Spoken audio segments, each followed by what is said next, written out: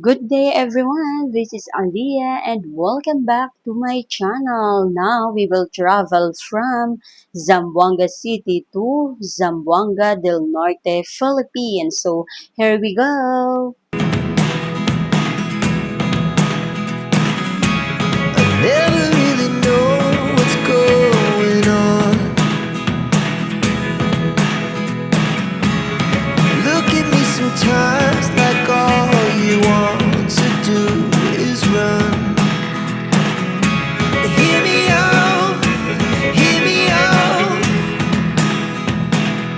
It's all the things you never show.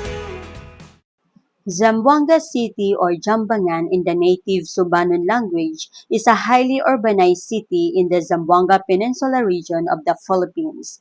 It is the third largest city by land area in the Philippines, and it's also the sixth most populous city in the archipelago. Additionally, it is the second most populous in Mindanao after Davao City. It is the commercial and industrial center of the Zamboanga Peninsula region.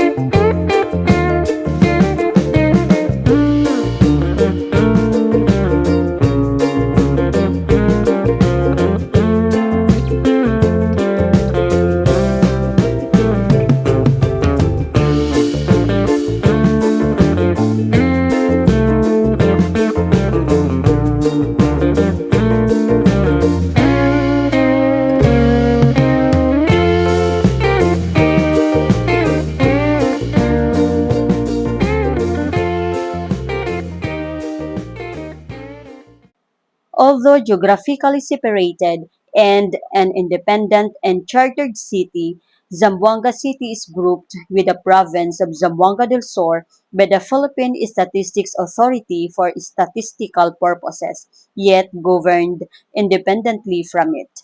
And also it is the largest city of that province and in the entire Zamboanga Peninsula region.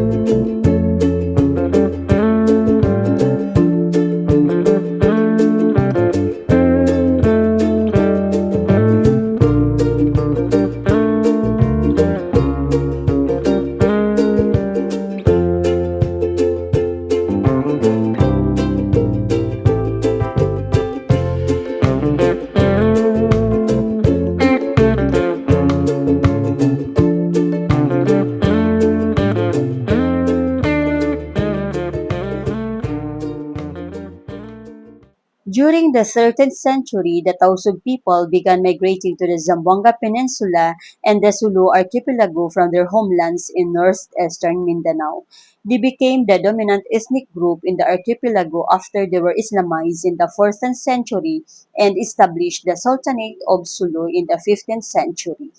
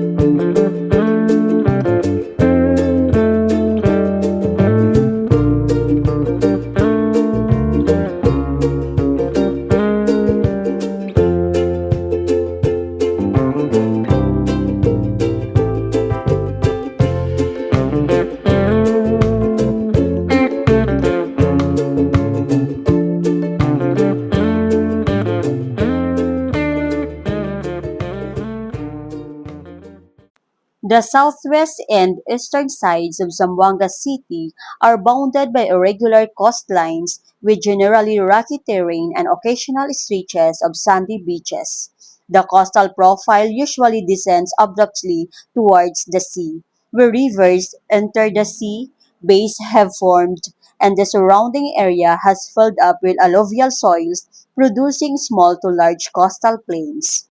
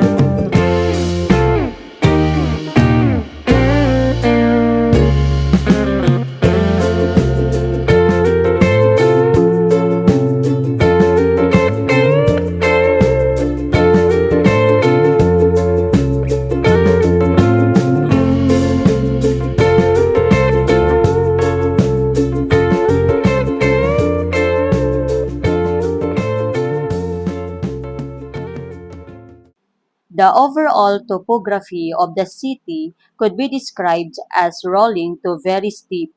There are some flatlands, mostly narrow strips along the east coast. The urban center is mostly flat with a gentle slope to the interior.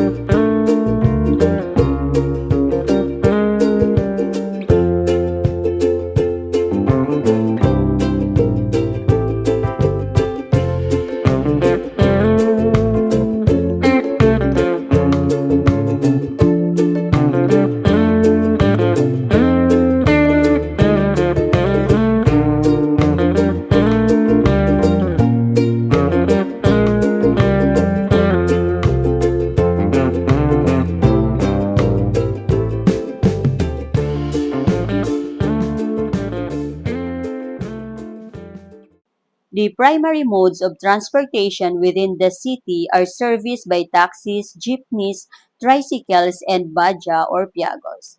Zamboanga City has 19 seaports and wharves, and some of them are privately owned and the rest are owned by the government. This includes some ports of Basilan, which are registered as a part of Zamboanga City Port Management. The biggest and most modern seaport is the government-operated main port in Zamboanga City, which can accommodate 20 ships at any given time. There are 25 shipping companies whose vessels regularly dock at the port of Zamboanga. The city also has fast craft services to Sandakan, Malaysia, and one shipping cargo company from Vietnam is also serving the routes from and to Zamboanga City to deliver goods from Vietnam.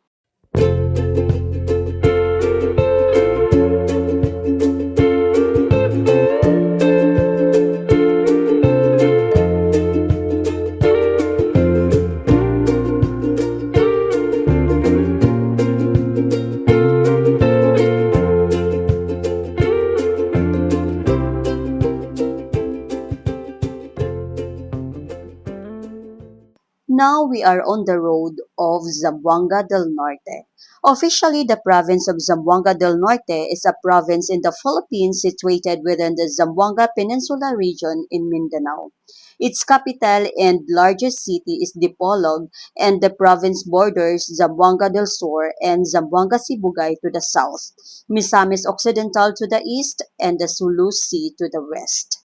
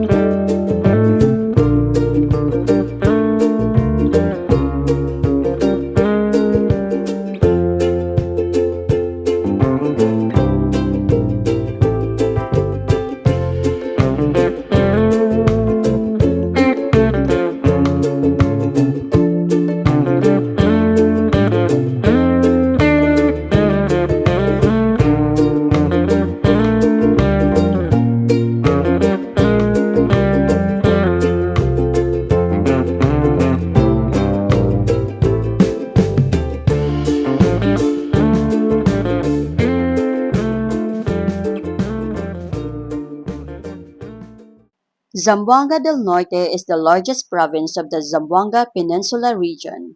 It is the 26th populous province in the Philippines.